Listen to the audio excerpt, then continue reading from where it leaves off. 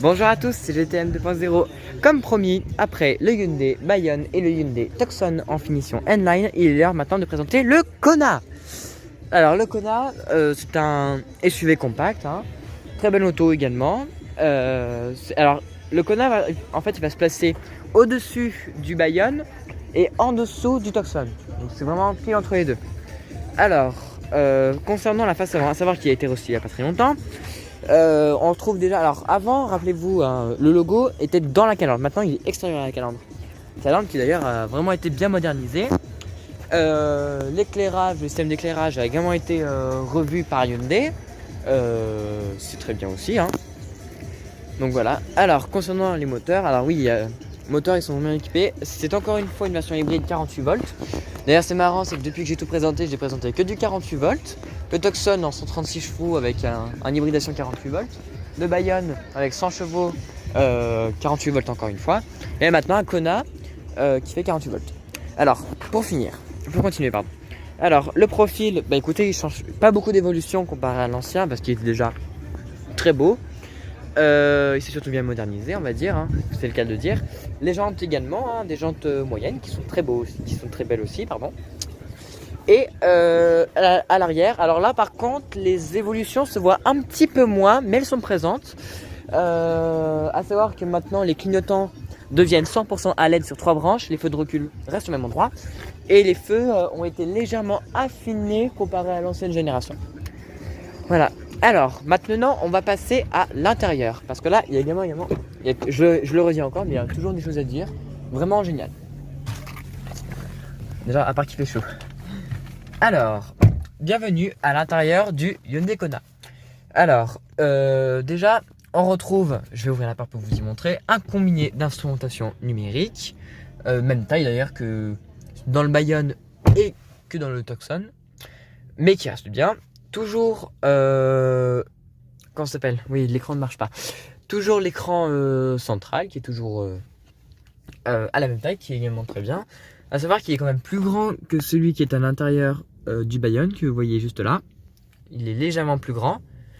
Les touches de raccourci sont sur l'écran, mais ces fois-ci sont en bas, donc c'est très bien aussi. Voilà donc également les commandes de clim qui sont modernisées, qui sont bien meilleures.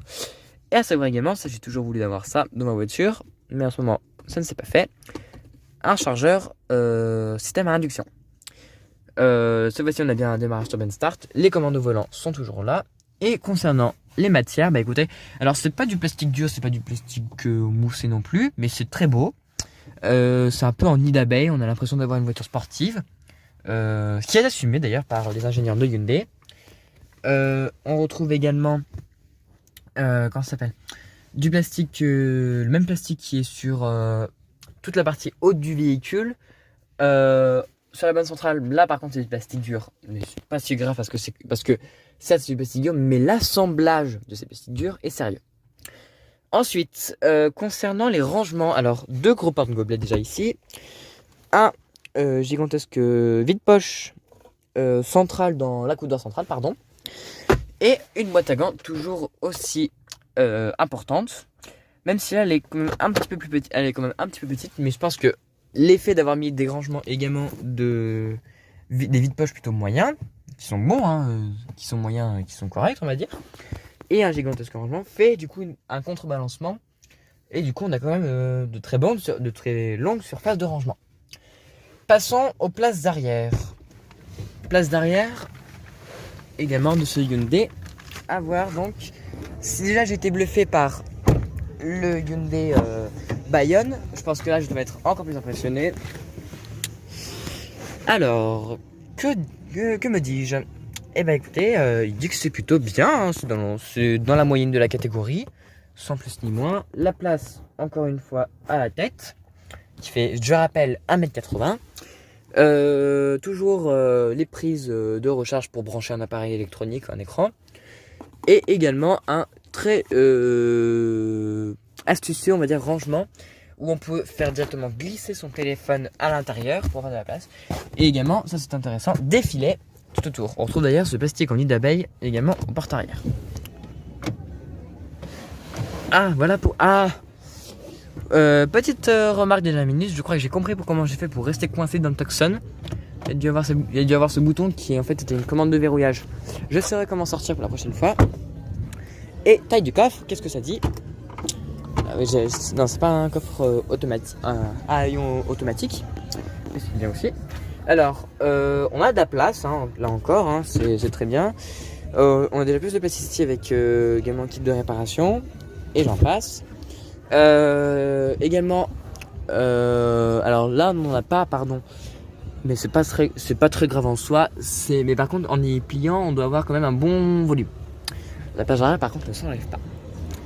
Et enfin, également, comme je le fais d'habitude, je conclus avec les prix de ce Tucson, de ce Kona, pardon, à partir de 23 900 €. Voilà, donc avec un moteur qui fait 120 chevaux, désolé, j'ai du mal à voir. Voilà, donc avec toujours une très bonne garantie, la célèbre garantie Hyundai. Et également, comme je dis, il y a le Kona qui est restylé et également le Kona électrique qui est restylé. Alors, pas besoin de repasser par derrière parce que les changements esthétiques sont légèrement différents. On trouve déjà la prise de recharge qui est ici. Voilà, avec d'ailleurs une très belle autonomie. Je vous dirai quelle est l'autonomie dans quelques instants. Par contre, la calandre est pleine. Ça aussi, c'est original d'une version électrique. Il commence, alors déjà un Kona électrique à partir de 36 900 € pour finir à 47 400 € en prix de base. Et une autonomie qui reste du coup plutôt bonne dans la moyenne, avec d'ailleurs une garantie de batterie de 8 ans. Voilà, alors après, qu'est-ce qui change? Je vous montre quand même un petit peu rapidement. Qu'est-ce qui change de ce Hyundai Kona électrique comparé à un Hyundai thermique? Pas grand chose. À savoir déjà qu'on a une version un petit peu plus haut de gamme, donc les plastiques sont plus haut de gamme, et également voilà, des rangements. Le chargeur à induction est ici, également un gigantesque rangement en bas. Vous mettez des petites affaires, c'est l'idéal. Le petit levier de vitesse, d'ailleurs c'est remarquable l'ajustement. Enfin, l'ajustement on va dire est plutôt bon parce que je connais certains. Je dois malheureusement Peugeot avec la 508 où c'était malheureusement un peu mal ajusté. À part ça, sinon, pas de différence comparé à l'autre. D'ailleurs, par contre, étonnant, elle a plus de place, la couleur centrale, et la taille du coffre, elle reste identique. Voilà les amis, c'est déjà la fin de cette vidéo. Prochaine vidéo, le Hyundai i20.